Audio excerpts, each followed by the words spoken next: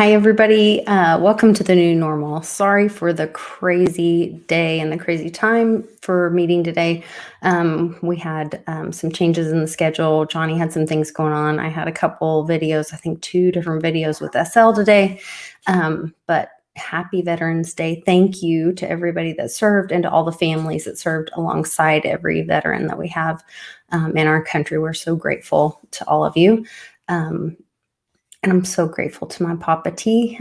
He's a Korean War veteran and makes me so proud of him. So I love you, Papa. And we get to go see him this weekend. So we'll be right back with Johnny Litecoin. Going to talk about all things Litecoin and how time is your most valuable asset. Be right back.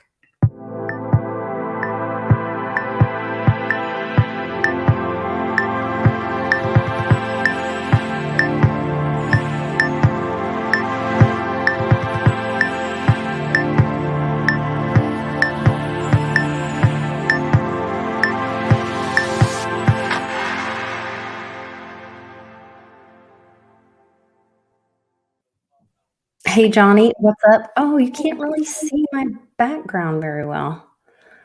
It's a flag. It's it's hidden by us, the flag. I know, that's not good. I was trying to do like a really cool.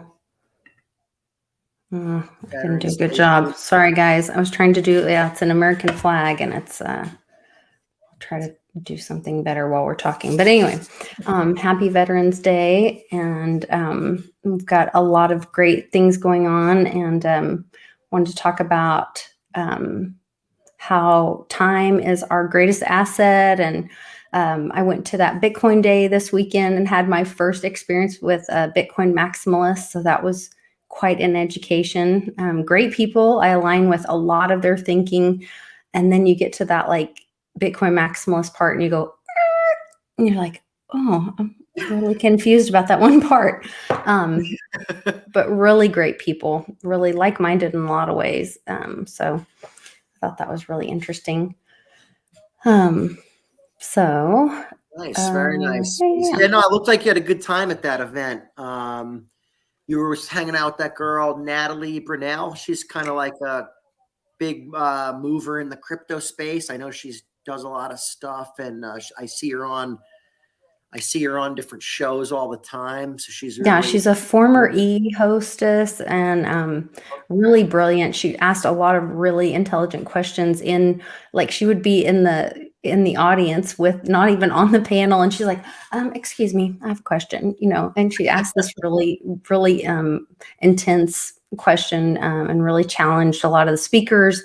Lauren, and I'm not going to pronounce her last name correctly, but she, how do I pronounce her last name? Simonek? How do I pronounce her last name? What is Lauren's last name? I'm scrolling through my DMs. Seekman. She is doing a documentary on Bitcoin, and it's like she's in Hollywood right now, so she's like has all these connections. It's going to be an actual like full full feature presentation of the Bitcoin story. And that's not scheduled to be out anytime soon, but she's really working on that. And that's kind of exciting. So there's a lot of attention coming in on cryptocurrency, Bitcoin. We're seeing it in not only the business world and, but also the entertainment industry, just kind of everywhere. And there's just, kind of coming in from everywhere. A lot of energy around cryptocurrency right now. And we were talking about it a little before, Lisa. You guys out there don't always trust your energy. So, you always want to trust your gut with stuff, with a certain coin, with certain people. If the hairs on the back of your neck are standing up and something gives you the willies, maybe you don't want to get involved with it. But the energy around things can be good or bad. And I feel like crypto, there's such good energy around it because it's for the people, by the people, created by the people. It's the people's money. So it's, just such the nucleus of it is benevolent and good. So that feeds out, and you see how excited people are about it, and just everything we do. There's attention on crypto, energy getting drawn into crypto. It's exciting time to be in the crypto world. I'll tell you that. It's Oh, you guys are definitely. lucky to be here and be involved with this. It's crazy. I know, Charlie and I have been talking to friends and family about this for a long time. Since Nana introduced us in 2017 to Litecoin specifically. And that was through my parents, looking for ways to be sovereign and not being taken advantage of by the government, by following people like Big Swear and those trailblazers, and Big Swear following Uncle Cliff. And so having that legacy of people looking for the truth and listening to not just their gut, but following, truth in data and all that collection of data and truth and information, and listening to the community too. When you listen to how Uncle Cliff created his web bots and what his software, the predictive linguistics, and how that was all created, and why it went out there to scrape data and in gardening communities, that kind of stuff. Like the way that was all created and how that works is pretty mind-blowing to think about, that then predicted, some of the biggest earthquakes in Mexico. Yeah, that's incredible to think about. Yeah, no, it's crazy. It's really is. So energy, guys, focus on energy. Pay attention to energy is the best thing you could say. And one way you could pay better attention to energy is by freeing up your time and focusing more on your time. And you said at the start of the show, Lisa, time is your most valuable asset. And well, that's when Ben, I think that was one of my biggest Educating Lisa. Ben and I used to do these Educating Lisa videos because we would take these trips and I'd be riding in the car with him for hours. And I was like, we really need to be recording these, because I would just ask him so many questions that he literally couldn't speak by the time he dropped me off. Because I was, well, what about this? Tell me about this 3-letter agency. Well, tell me about how this got, created. Tell me how the Constitution came around. And I never knew about the Magna Carta and how that all got founded. And so he was just this wealth of knowledge to me that I never learned in school, because I had a public education. And so it was really incredible. And one of the biggest things that he taught me was that our paper dollar was created, and even when it was backed by gold, it really was created fiat, or even when it was puka shells, it was created to represent our labor or our energy. It was a unit of value to represent our labor or our time that it took while our labor was being engaged. So it's a unit of time while our labor is engaged. That is what money or currency is. It's a way to store a measure of our labor under time, a unit of time.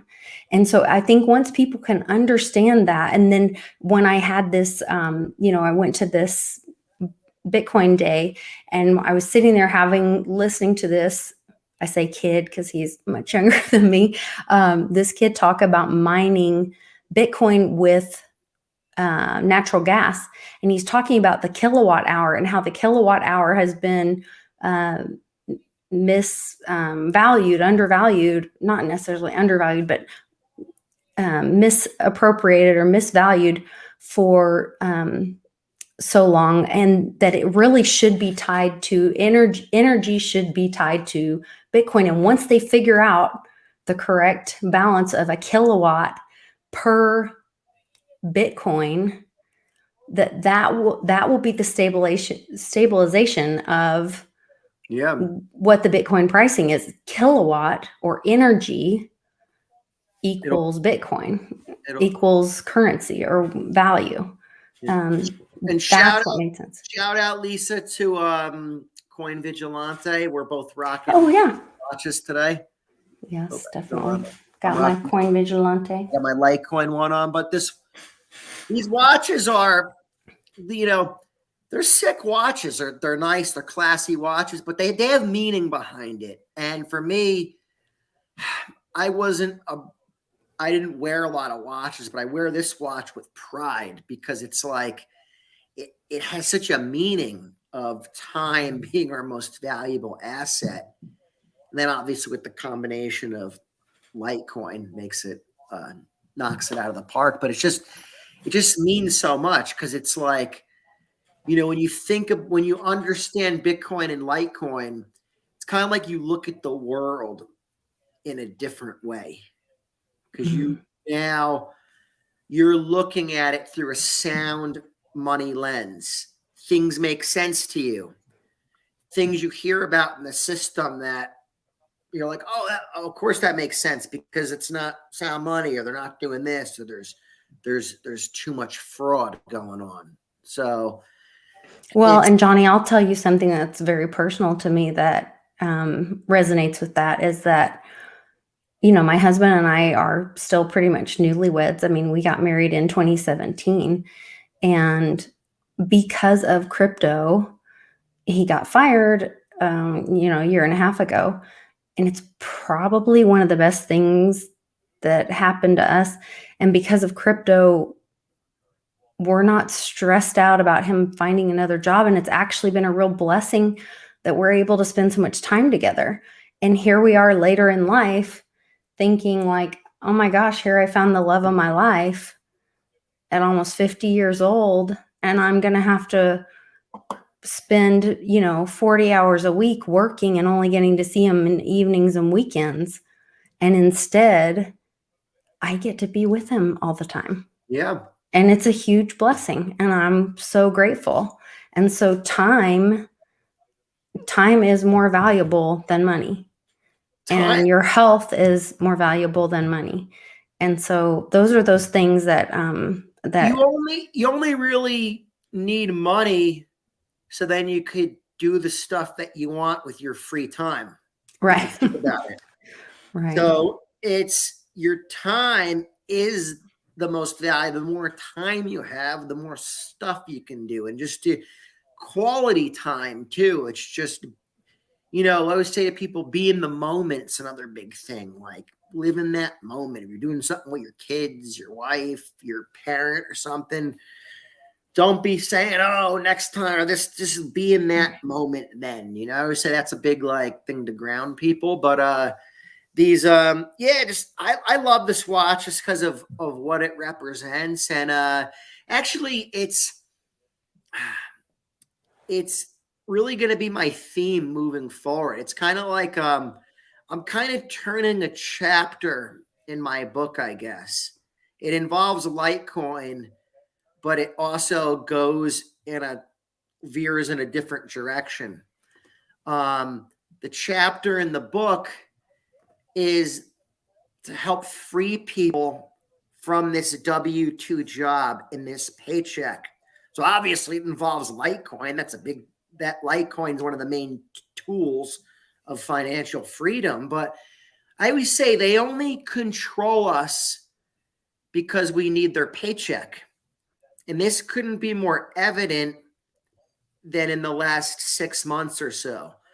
We're seeing people do many things against their will because their employer is forcing them to do it. They do not want to do a lot of this stuff, but they need the paycheck.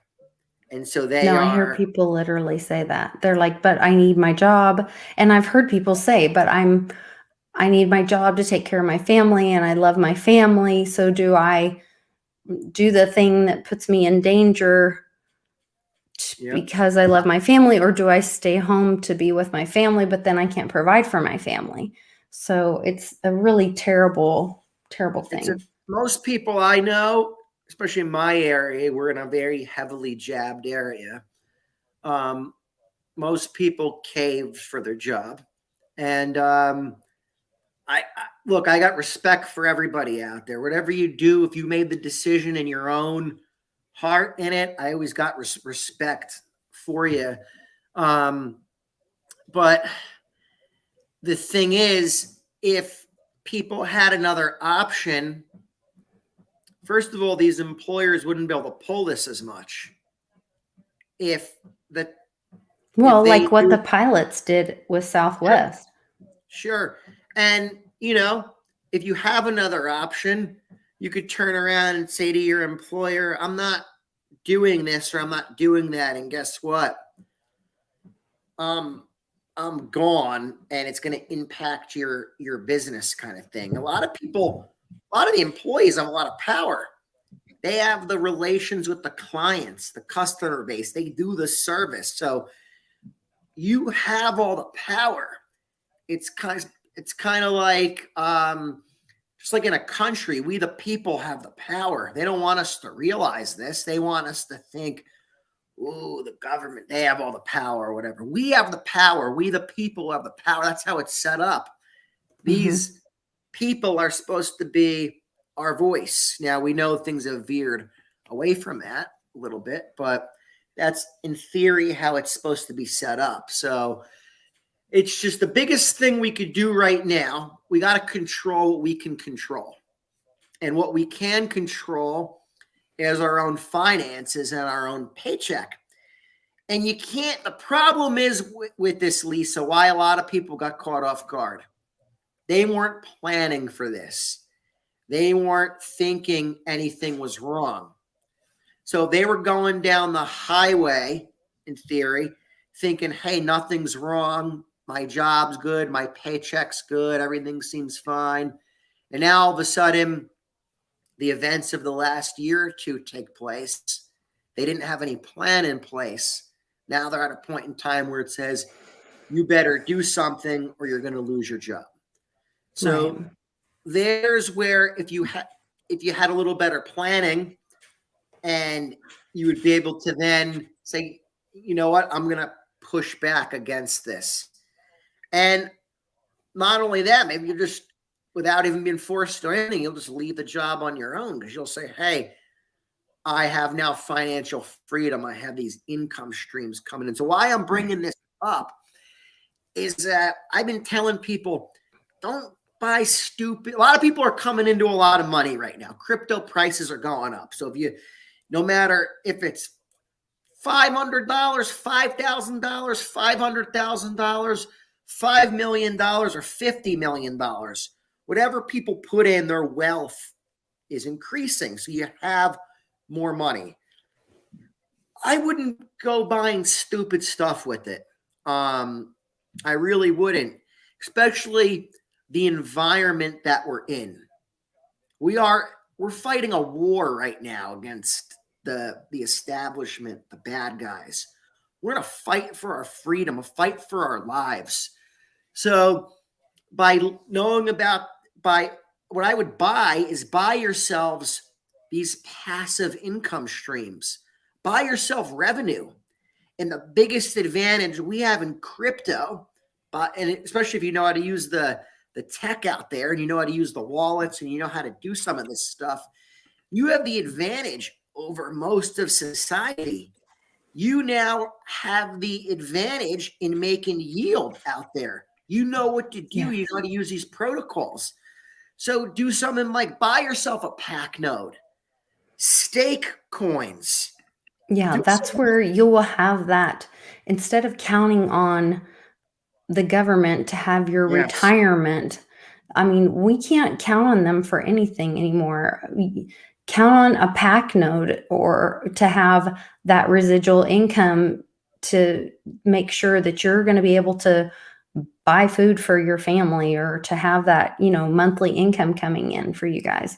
That's one of those things. And even, we have the nonprofit for Team Mighty, and, we're running nodes for that. I think that's important for charities to be looking at those kind of things, to have that kind of income. And I think it's a wise thing. It's responsible to put that kind of money into that. And the reason we can do it in the crypto world is two reasons. First of all, we the people are creating the currency and creating the money and building this out. It's open source, right? They always say Bitcoin and Litecoin, they kind of have like a immaculate conception if you think about it. They were created from nothing. There was no coins put into existence, and they just came into existence. Bitcoin being the biggest miracle of them all, that it's still unknown who the real Satoshi Nakamoto is. So what a wild thing. So we have the advantage because of that. Usually in the regular system, the banks, the governments, the central banks create the currency, and it trickles down to us. We don't even get any interest anymore at the bank. No. And there's actually no reason for that. We should be getting interest at the bank. They're making record profits. So why are we not getting any interest? It's because it goes to stock buybacks. It goes back to all the shareholders. None of the money goes back to the depositors. None. You lose money by having it at the bank because of the rate of inflation.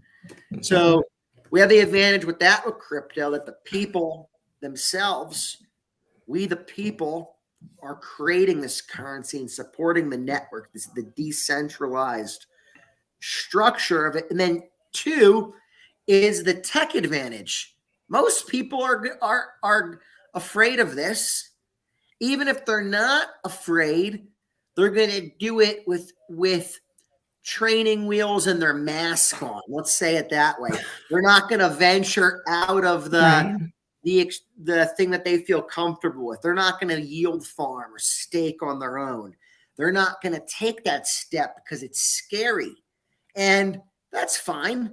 It's just life. Most people actually like it when they think someone else kind of has some control, is a watchful eye over them. A lot of people trust companies. I don't know why. A lot of people, and which always blows my mind, people trust the big banks. And I hear this repeatedly. It makes me sick to my stomach, but it just is. And I don't rule the world or control the world because I don't like the big bank and I hate them and I think they're scum and I've seen what they've done. I can't tell everybody how to think. So I can't tell you how many times I ask people, why do you want to go with that bank? And they just say, I trust the big banks. It's the same reason they trust the mainstream media, and they ask you for a link. When you try to tell them something, they say, oh, well, where's the link? Show me the link. Yeah. Oh, well, when Chase is selling that stuff, and I'll buy it.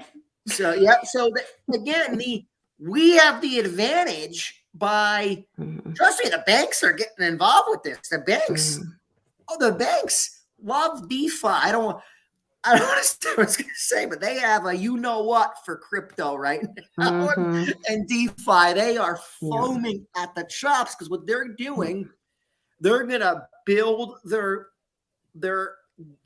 user interface on top of DeFi, on top of different crypto networks, right? Make it really easy for the public to use. And then they'll say, this is safe. Bitcoin, you don't want to have your own wallet and take all the responsibility of that. The same thing they did with Visa, right? This is where, so I was at that Bitcoin conference and one of the guys did not understand the payment system where you've taught us this. It's not that Visa charges 2, 3, 4%. It's that the banks charge the percentage. Yeah. Visa makes a very small percentage. So the system, crypto, still will charge the very small percentage. The banks will put their big fees on it, and people will use the banks that think that that's safe. Will still have the big fees, and they will still pay that, and they'll still play the big banksters games. So, and people, that'll still be around. I wish it wasn't the case. I talk to the public about their payments. So if anybody knows, I probably know this better than anyone in the country that's out there talking to you guys about crypto. And I'm not a guy that's like this, where I'm the best at something or this or that. But when it comes to this subject right now of the public and what they think, and no one's went out there and quizzed more people and talked to more people, and they're fascinated with these banks. And the craziest thing to me, even people that seem like these big bad guys, right? When the bank's holding their money, they're like a little baby. And then a lot of times the problem is in the banking system. Let me explain this to you guys real quick, especially when it connects in with merchant payments and everything, right? The banks, where was I going with the banks? When the money is deposited to them, they release the money to the customers, wherever the money is released through the Federal Reserve System, right? So there could be hiccups in that. Sometimes there's hiccups where then the bank there'll be a hold placed, right? Or the money doesn't get deposited, right? There could be fraud on the account. So there's situations when this happens, and there's certain procedures that have to happen behind the scenes, and the people's own bank won't give them, like, usually what needs to happen when there's fraud on your account, you have to change your bank account that's connected to like a merchant account. We can't just go in and change it, because if we could, it's centralized system, there would probably be too much fraud. So we have to ask for, as the processors, some type of document saying, hey, you need to verify the new account. So usually the easiest thing to ask for is a check. Did they give you checks? We take a picture of a check kind of thing. Or if they can't get that, the bank can give them this like bank letter, right? The bank knows always exactly what these processors need. But what happens is the banks will not give this information. They won't do it. I've never seen anything like this in my life. And what happens is, so the money's being held, and now we're the processor, like, hey, your bank just has to give you a picture of a check or this letter. These people go into the bank's like, oh no, sorry, we can't give you that info. Oh my God, we can't give you that info. And what happens, I've talked to people who work at these banks, they say, yeah, there's a freeze that goes in, and now the sales department is alerted, and it says, reach out to customer. They have a bank hold, because they know now the merchant is going to be under pressure, because now the bank choked them from getting their funds. Now they're getting no money every day, right? The banks, you only can survive for so long in that situation. So the problem with this is the banks won't give the info the customers need. They can give the info, but they won't give it because they want the sales rep to get there and then to say, go with our service and we'll release the hold, right? Wow. So I can get the info, and I tell the customer, they say, how can you get it?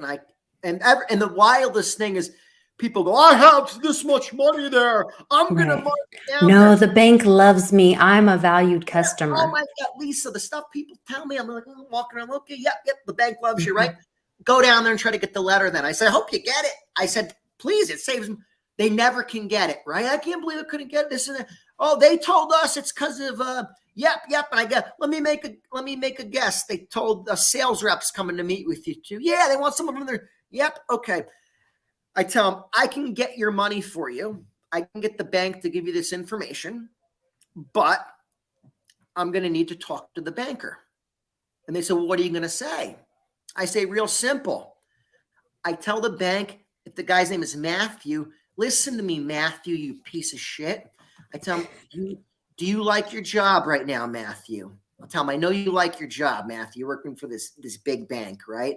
Do you think, Matthew, big bank wants a controversy with you in it right now? I'll tell him, Matthew, I'm involved with cryptocurrency. I'm coming down there. Look me up online, Johnny Litecoin, right? I'm sitting outside the bank. I might go live, I tell him. I'm doing a video. I'm gonna go live. I'm exposing you, Matthew. I tell him, Matthew, start looking for a new job right now, right? Then what happens next is Matthew, whoever this banker is, says, come down and get the bank letter. And the customer goes, oh my God. And then they go, how are you? And then they're mad because they go, wait a second.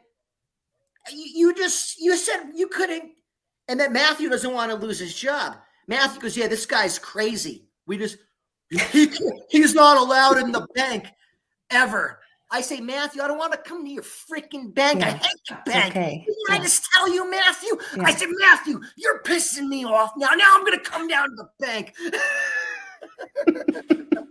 So that's. You could bring him cookies or something, Johnny.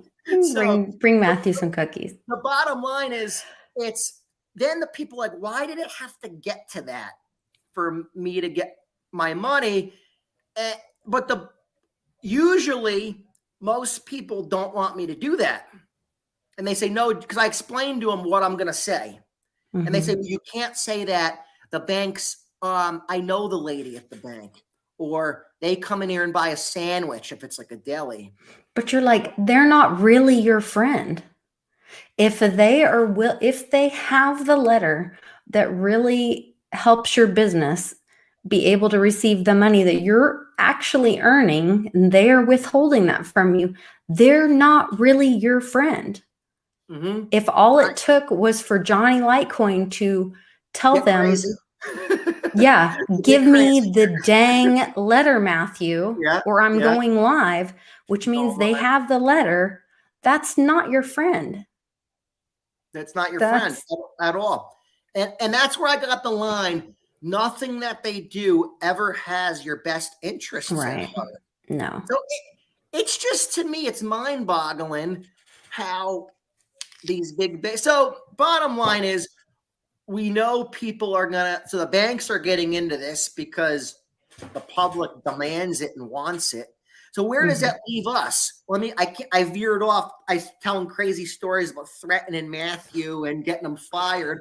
I veered off from. So just to get back to our buying time thing, we thought this was really cool. So, my Charlie's big car guy, loves cars. I love cars. He bought a 83 diesel Mercedes this week that we don't even have somewhere to park it. It's ridiculous, but he's really excited. He's already ripped all the carpet out of it and has plans for it. Anyway, and we're talking to Cannon, so that he and Cannon are going to work on this car, and they're so excited and talking about time. And Cannon had gotten birthday money. His birthday's a little bit before mine, in October. And then he was in the car with me, and we're always listening to news and talking, and he's, in my household. So we're always having conversations about what's happening and what's happening with the dollar. And, and so he was very concerned about his birthday money being worth less.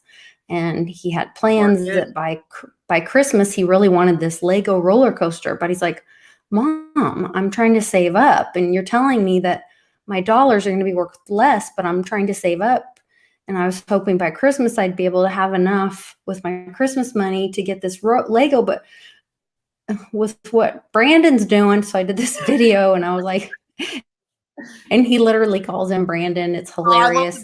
Going to my Twitter. That was classic. The end it was hilarious.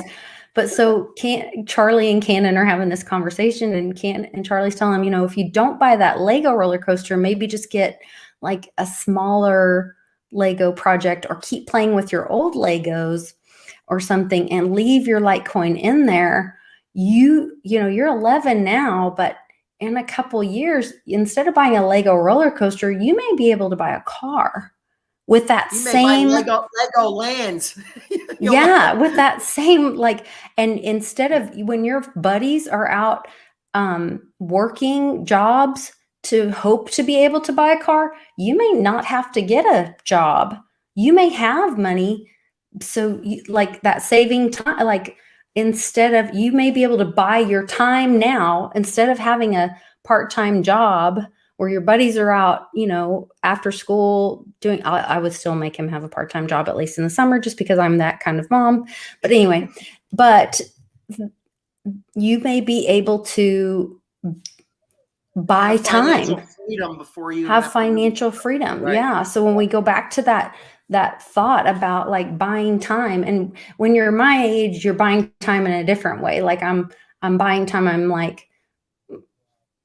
my husband and I met later in life, and we're able to have time together that we would have had to give to corporate America or a work, traditional job or whatever. And we're able to have this time together. And I'm so grateful. I'm grateful to my parents for being brave, pioneers in this crazy world and sharing cryptocurrency with us so that my husband and I have this time together now.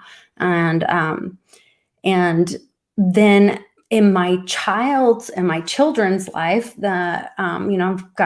we've got 7 together, and our kids are all getting into crypto at different stages. And I think about their future. They're buying time for their future at a whole different level. Their future is going to look totally different. Whether that means they retire early or they have different opportunities.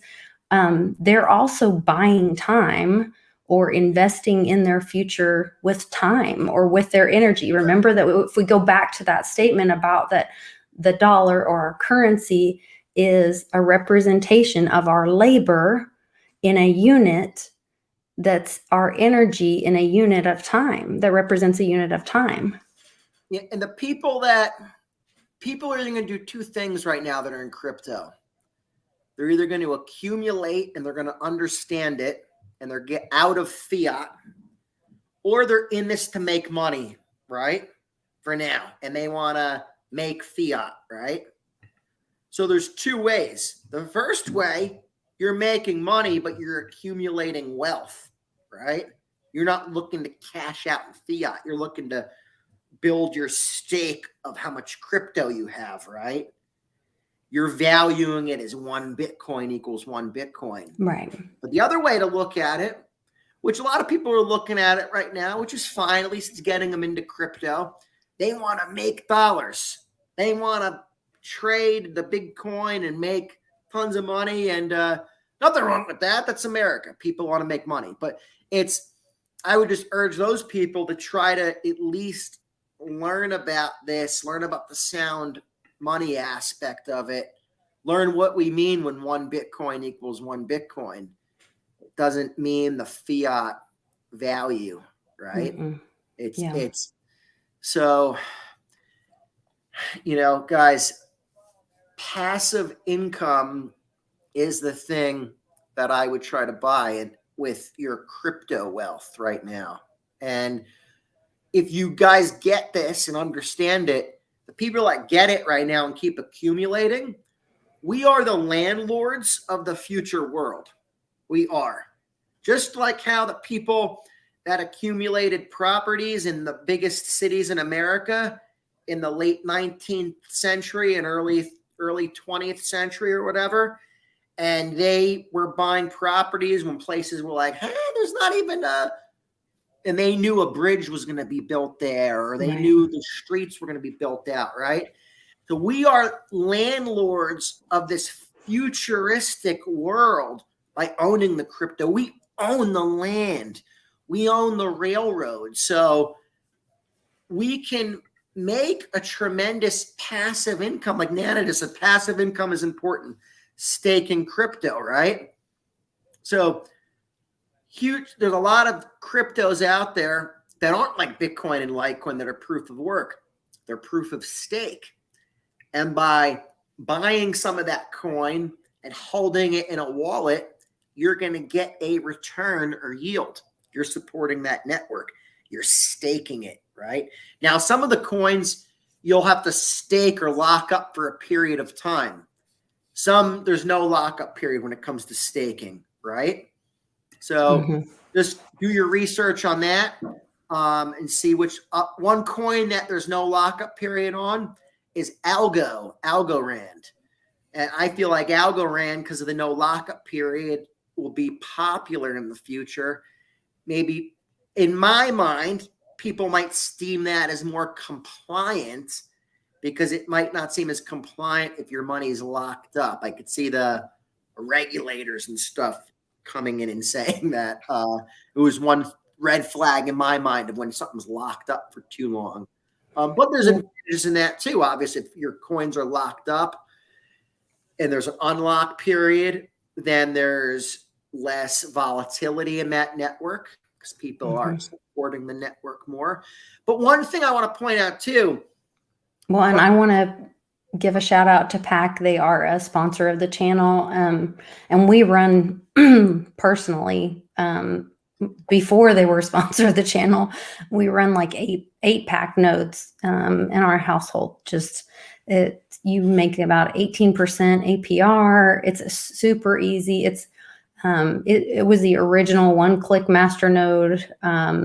It's super easy. They've got the NFT. Their NFT capability is amazing. You actually don't own just the certificate of the NFT, but you actually own and have the digital asset in your own possession too. So great project. They're making moves. PAC has done nothing but build. I know the team over there. I met them a few years ago at some conferences I was at, and I know Jason really well from PAC. Jason was at our New Jersey event. Awesome guy. And they've done nothing but build, keep their head down. They don't talk crap. They just build. They build cool stuff. And they kind of they beat you on the field. And those are people I want to align with. And that's, I would say, Litecoin. We beat you on the field.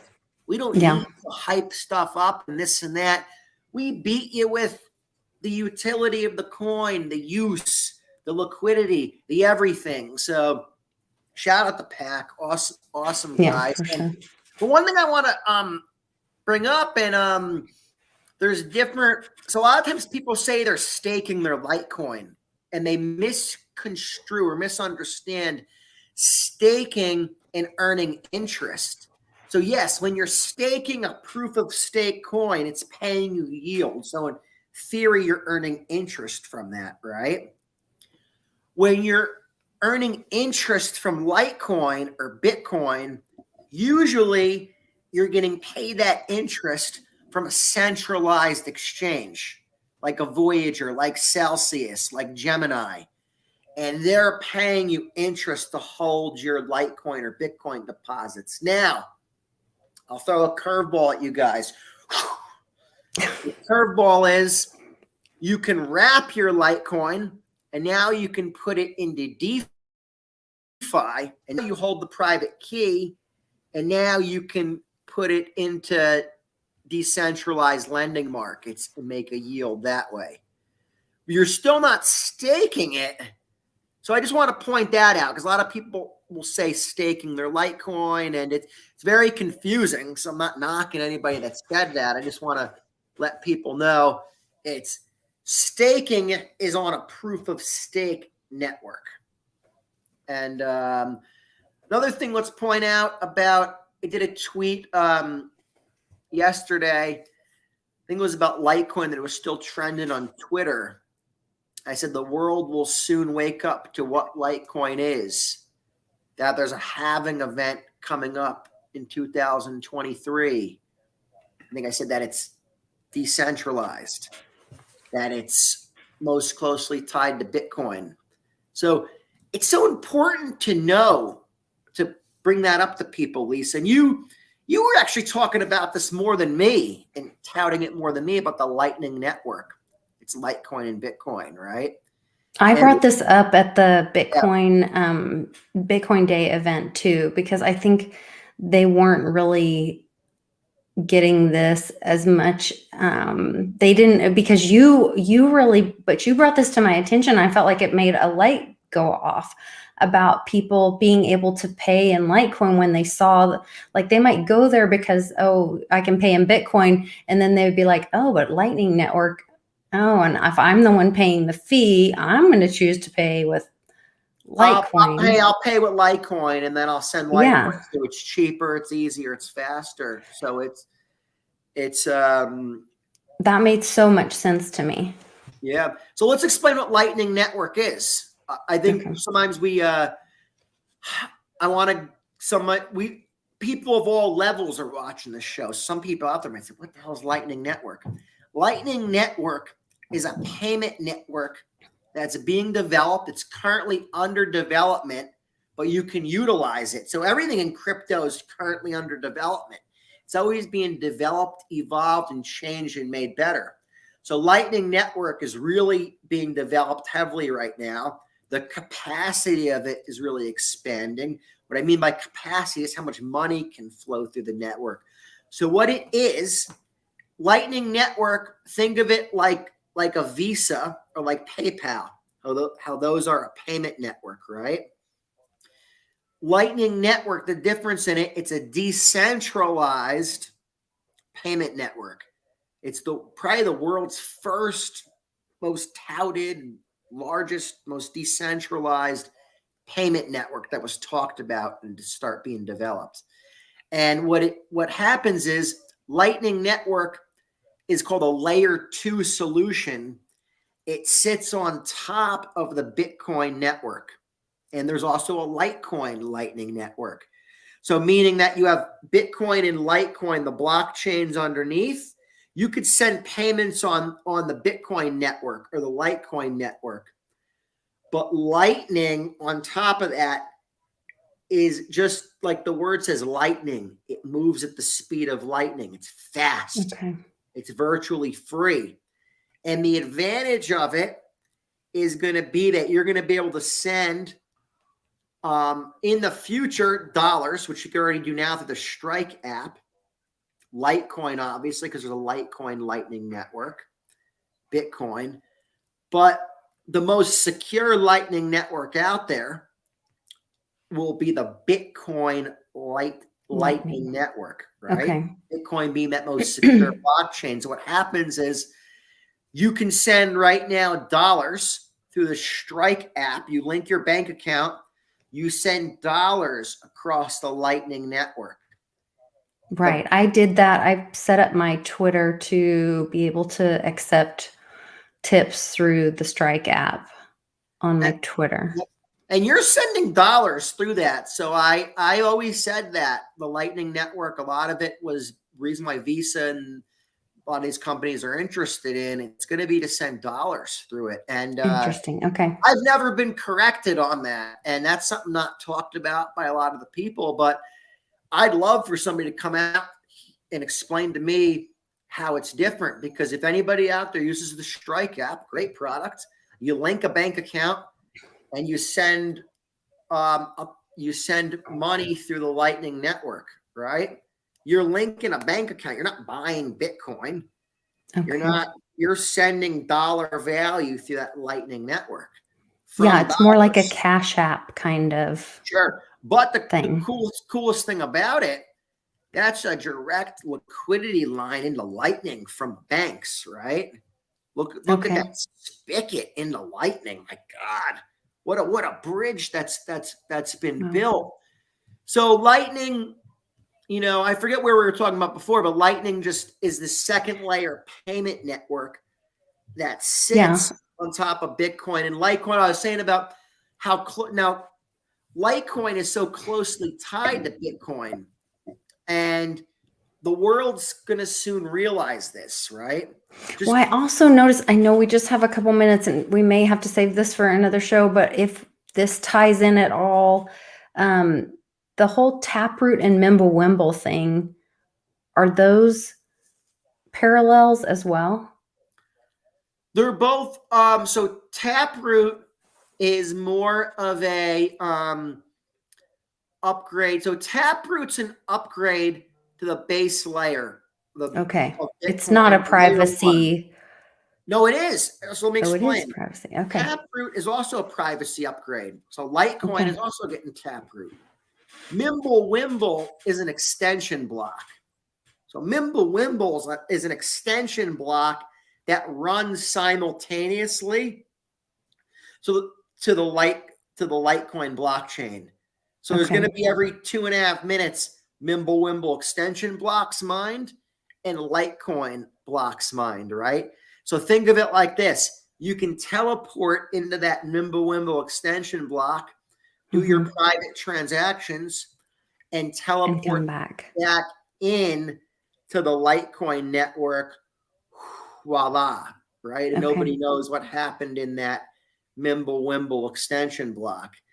Taproot is more of an improvement to the layer one, where it's going to allow for more scalability on layer one. It allows for a little more throughput or transactions per second, but it also paves the way, how I understand it, it paves the way so more changes can now happen on Bitcoin or Litecoin, where you'll be able to then in the future do more smart contracts and NFTs off that layer one.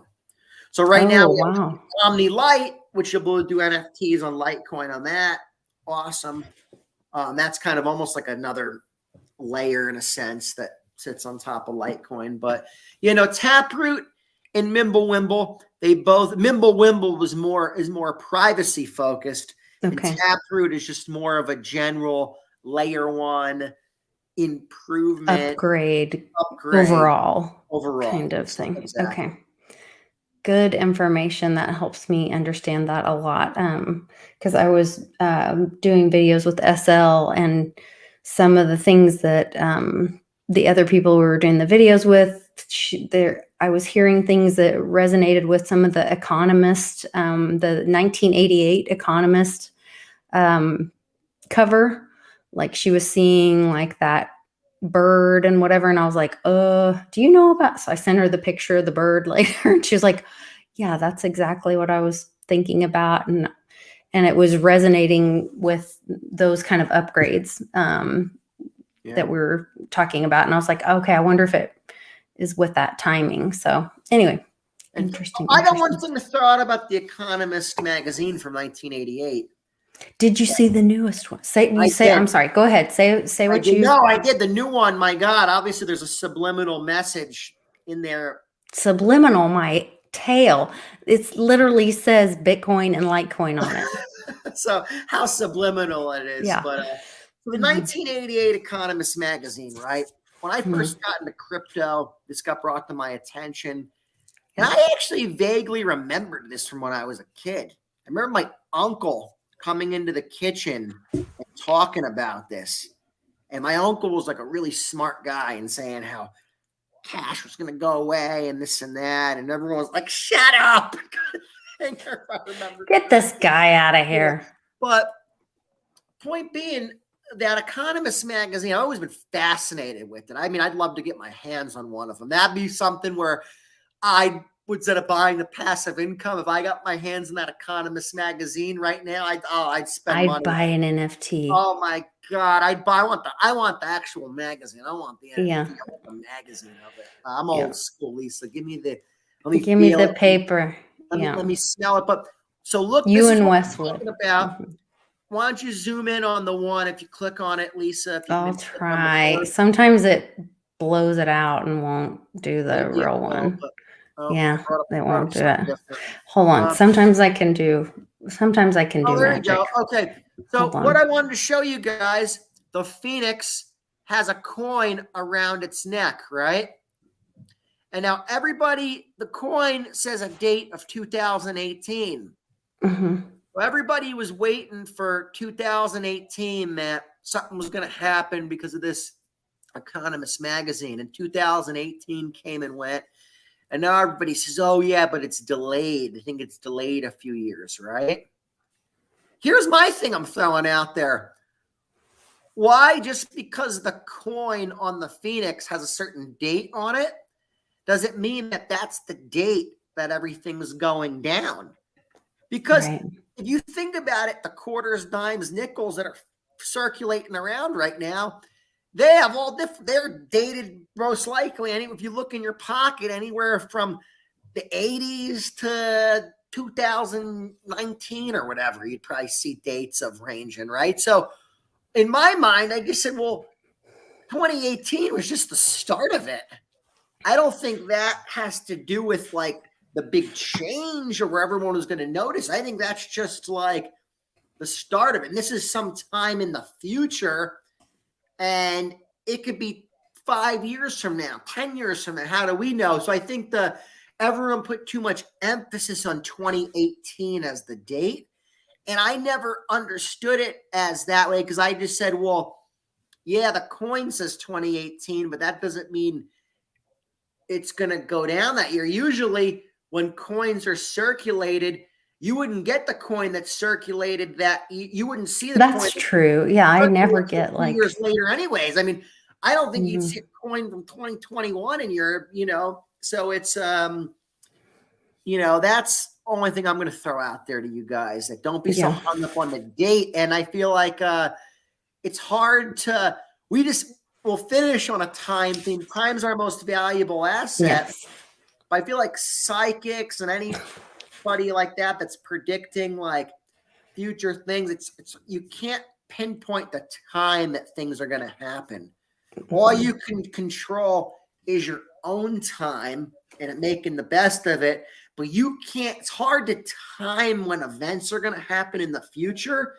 I feel like even for psychics, things in their minds, they'll miss times a lot and dates, because psychics don't get images like that. They get more, it's very hard. Events or something.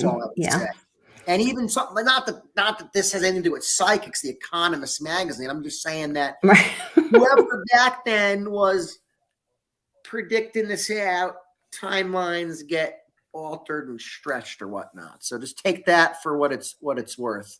Yeah, and the new Economist magazine that came out that has Bitcoin and Litecoin on it, it has Cardano and Ethereum on it.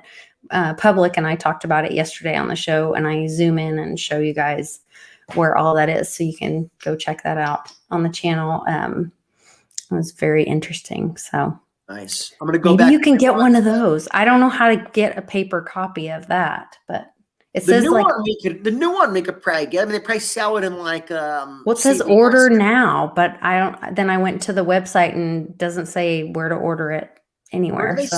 Where do they sell? I mean, I guess like Barnes and Noble, maybe, or you got to go to a place. Barnes and Noble is probably the only place they sell a lot of magazines still, right? Yeah, I don't know. What about Red Cat Life? She's always putting those seed cards out next to magazines and stuff. That's who we need. Hey, we need to give a big shout out today. Red Cat Life and Zach got married today. Oh, awesome. My God. Awesome. Yeah, I'm glad you mentioned that. So a big shout out to Red Cat Life and Zach. And many, many wishes of happy years together. So love awesome both of you guys.